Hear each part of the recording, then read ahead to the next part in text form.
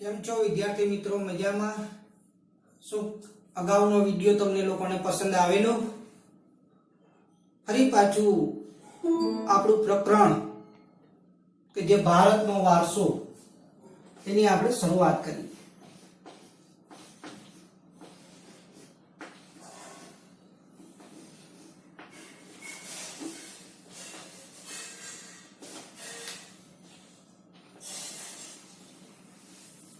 અગાઉના વિડિયામાં આપણે છેલ્લે સંસ્કૃતિનો અર્થ વિશે આપણે સમજાવ્યું. ફરી પાછું એને આપણે રિપીટ કરીએ તો એમ કહી શકીએ કે ભાઈ સંસ્કૃતિ એટલે તો કે જીવન જીવવાની રીત. સંસ્કૃતિ એટલે તો કે ભાઈ માનવ મનનું ખેડા. સંસ્કૃતિ એટલે તો કે ગુફાથી ઘર સુધીની વિકાસ યાત્રા. એને વ્યાખ્યાના રૂપમાં જોઈએ તો એમાં એમ કહેવામાં આવેલું કે ભાઈ સંસ્કૃતિ એટલે માનવ સમાજની ટેવો, મૂલ્યો, આચાર, વિચાર, ધાર્મિક પરંપરાઓ, રહેણીકેણી અને જીવનને ઉચ્ચતમ ધ્યેય સુધી લઈ જતા આદર્શોનો સરવાળો એટલે સંસ્કૃતિ. શું કીધું? તો કે સંસ્કૃતિ એટલે માનવ સમાજની ટેવો, મૂલ્યો, આચાર, વિચાર, ધાર્મિક પરંપરાઓ, રહેણીકેણી અને જીવનને ઉચ્ચતમ ધ્યેય સુધી લઈ જતા આદર્શનો સરવાળો એટલે સંસ્કૃતિ. આ અગાઉ વાત થઈ. હવે તો કે ભાઈ ભારતીય સંસ્કૃતિનો વારસાની વાત કરશું.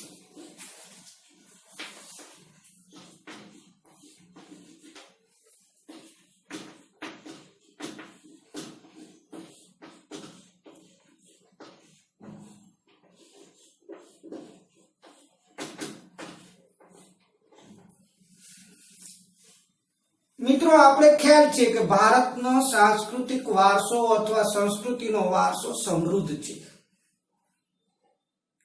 સમૃદ્ધિની સાથે સાથે તો કે વૈવિધ્યપૂર્ણ રહેલો જોવા મળે. ભારતનો સંસ્કૃતિનો વારસો કેવો રહેલો જોવા મળે? તો કે સમૃદ્ધ રહેલો અને વૈવિધ્યપૂર્ણ રહેલો જોવા મળે, કે જે આપણે આપણા પૂર્વજો દ્વારા અમૂલ્ય ભેટના રૂપમાં મળેલો એમ કેવું હોય તો કહી શકીએ. ભારતનો વારસો કેવો છે? તો કે સમૃદ્ધ છે. ભારતનો વારસો કેવો છે? તો કે વૈવિધ્યપૂર્ણ છે. અને એ વારસો તો કે આપણા પૂર્વજો દ્વારા આપણે અમૂલ્ય ભેટના રૂપમાં આપેલો, કે જેના માટે આપણે તો કે ગૌરવ લઈ શકીએ, જે આપણા માટે તો કે ઓળખસમો રહેલો જોવા મળે એમ કેવું હોય તો કહી શકીએ. આ વારસાને બે ભાગમાં વહેંચેલો જોવા મળે, અથવા એના બે પ્રકારો રહેલા. એકને આપણે પ્રાકૃતિક વારસો નામ આપેલું અને એકને આપણે સાંસ્કૃતિક વારસો નામ આપેલું. પહેલા તો કે આપણે પ્રાકૃતિક વારસાની વાત કરશું.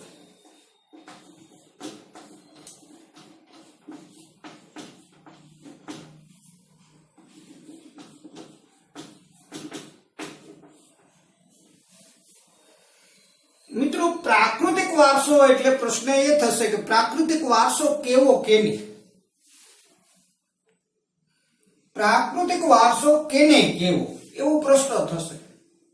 તો કે પ્રાકૃતિક વારસાની અંદર ત્રણ બાબતો મહત્વની રહેલી જોવા મળી. એક પ્રકૃતિ, બીજું પર્યાવરણ અને ત્રીજું માનવ જીવન.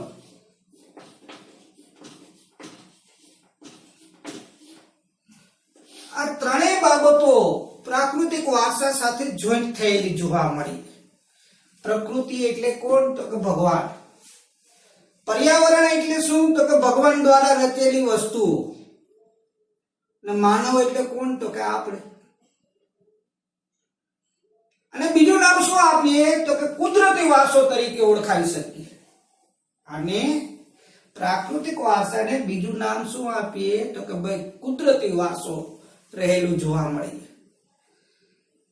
વ્યાખ્યાના રૂપમાં કેવું હોય તો એમ કહી શકીએ કે ભાઈ પ્રકૃતિ, પર્યાવરણ અને માનવ જીવનની વચ્ચેનો નિકટતમ સંબંધોનું પરિણામ એટલે પ્રાકૃતિક વારસો.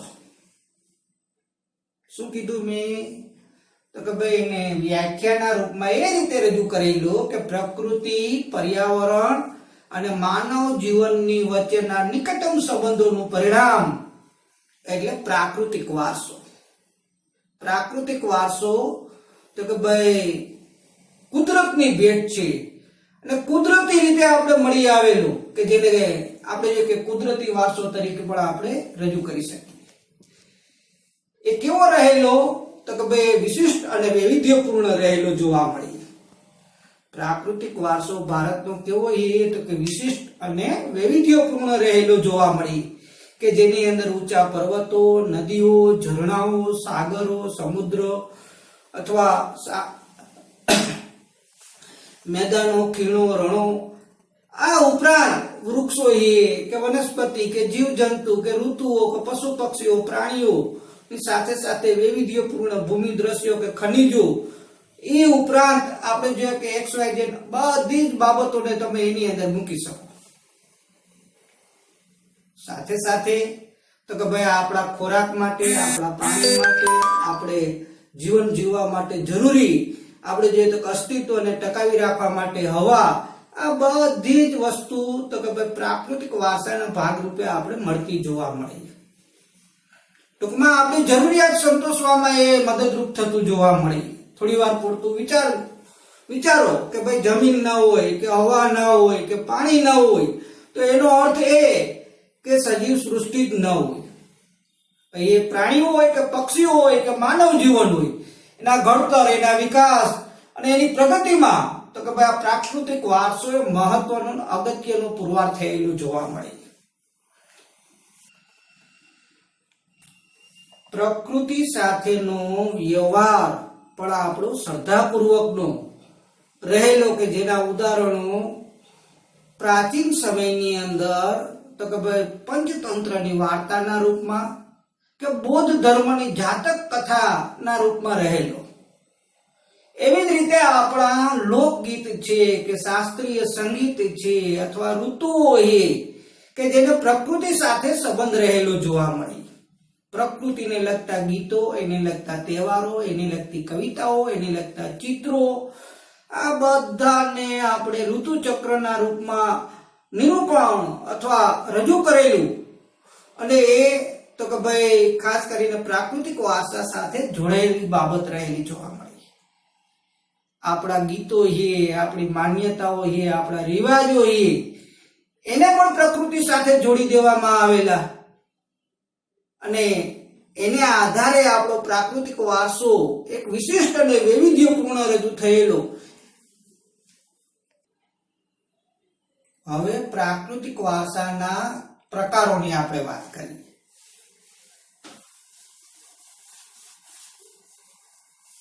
એમાં પેલું આવશે ભૂમિ દ્રશ્યો.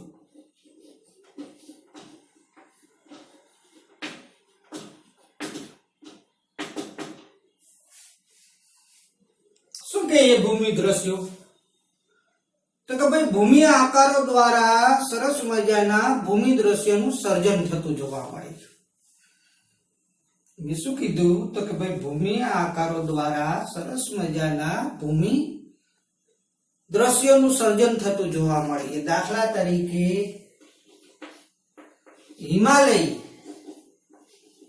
હિમાલય પર્વત એ એક ભૂમિ આકાર છે. હિમાલય પર્વત શું રહેલું છે? તો કે એક ભૂમિ આકાર છે.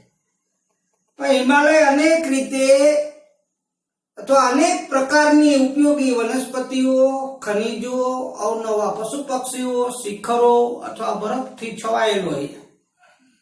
સાથે સાથે તો કે ભાઈ એની અંદરથી બારે માસ વહેતી નદીઓ, સમૃદ્ધ અથવા ભરપૂર પાણી રહીને વહેતી જોવા મળી.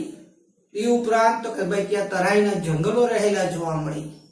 આ બધી જ વસ્તુઓ તો કે ભૂમિ આકારને કારણે સરસ મજાના ભૂમિ દ્રશ્યો આપણી સામે રજૂ કરે અથવા રજૂ કરવામાં મદદરૂપ થાય.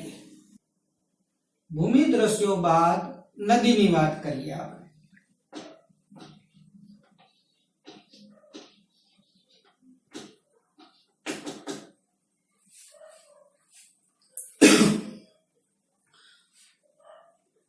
તો પ્રાચીન કાળથી નદીઓ પ્રાકૃતિક માર્ગ પૂરો પાડતી આવેલી જોવા મળે. કહેવાનો હેતુ એ છે કે પ્રાચીન કાળથી નદીઓ આપણે જળમાર્ગ માટે ઉપયોગી પુરવાર થયેલી જોવા મળે. ભારતીય સંસ્કૃતિ સિંધુ અને રાવી નદીને કિનારે વિકસેલી જોવા મળી. આ ઉપરાંત સિંધુ, ગંગા, યમુના, સરસ્વતી, નર્મદા, ગોદાવરી, કૃષ્ણા, કાવેરી લગભગ બધી જ નદીઓએ માનવ જીવનના ઘડતરમાં મહત્વની અગત્યની અસરો આપણે જે કે પૂરી પાડેલી. આમ નદીની ઉપયોગિતાની વાત કરીએ તો નદીએ આપણે પાણી પૂરું પાડી, સિંચાઈ માટે પાણી આપી, વીજળી હે, ખેતી હે, સાથે સાથે તો કે ભાઈ ઉદ્યોગો માટે પાણી પૂરું પાડી. નદીએ પાણી નામની વસ્તુની જરૂરિયાત સંતોષવામાં મદદરૂપ થઈ. એ ઉપરાંત તો કે ભાઈ માટીના વાસણો હે, મકાનો હે, લીપણ હે વગેરેની અંદર પણ આપણે જોઈએ તો કે ભાઈ માનવ માટે નદી મહત્વની અગત્યની પુરવાર થયેલી. નદી તો કે ભાઈ માનવ જીવનને સમૃદ્ધ બનાવવામાં, માનવ જીવનના વિકાસમાં, એની પ્રગતિમાં આપણે જે કે નદીએ મહત્વનું યોગદાન આપેલું. નદી કિનારે જે ઉષા અને સંધ્યાના વિવિધ ભૂમિ દ્રશ્યો જે ઉભા થાય એ ભૂમિ દ્રશ્યોને કારણે આપણે જોઈએ કે સૌંદર્ય, કલા, સૂઝ અને કૌશલ્યની આપણે જોઈએ તો કે ભાઈ આપણે ખ્યાલ આવેલો અથવા કૌશલ્ય વિકસાવવામાં મદદરૂપ થયેલી, કે જેને કારણે નદી જુદી જુદી રીતે આપણા જીવન સાથે જોડેલી જોવા મળે, આપણી પ્રગતિ સાથે જોડાયેલું જોવા મળે. અને એથી નદીને આપણે લોકમાતાનો દરજ્જો આપેલો. ખાસ કરીને નદી તો કે ભાઈ પાણી, પછી સિંચાઈ, ખેતી, વીજળી, ઉદ્યોગો, એ ઉપરાંત માનવ જીવનને સમૃદ્ધ બનાવવામાં, સાથે સાથે આપણે જે કે સરસ મજાના આપણે જે કે ઉષા અને સંધ્યાકાળ દરમિયાન આપણે જે કે ભૂમિ દ્રશ્યો જે ખડા કરેલી, કે જેને કારણે આપણી અંદર સૌંદર્ય પ્રત્યેની કળા અને કૌશલ્યોનો વિકાસ થયેલો. અને એથી આપણે નદીને લોકમાતા તરીકેનું બિરુદ આપેલું અથવા લોકમાતા તરીકે ઓળખવામાં આવે છે. નદી બાદ હવે વનસ્પતિ જીવનની વાત કરશું.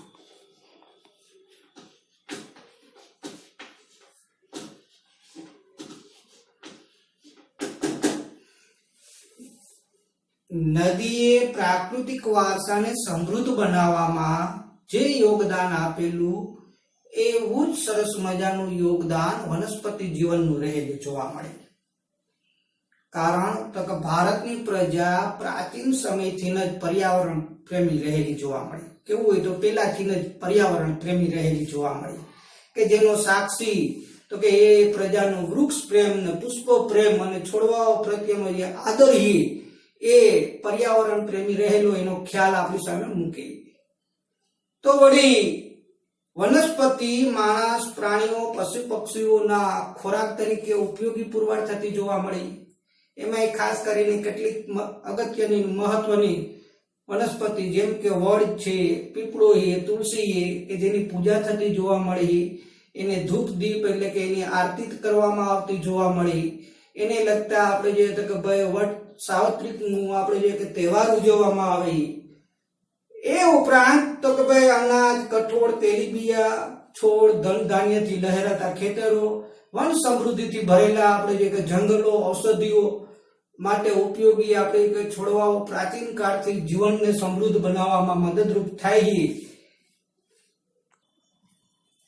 વનસ્પતિ જીવન વિશે વાત કર્યા પછી હવે આપણે વન્ય જીવનની વાત કરશું.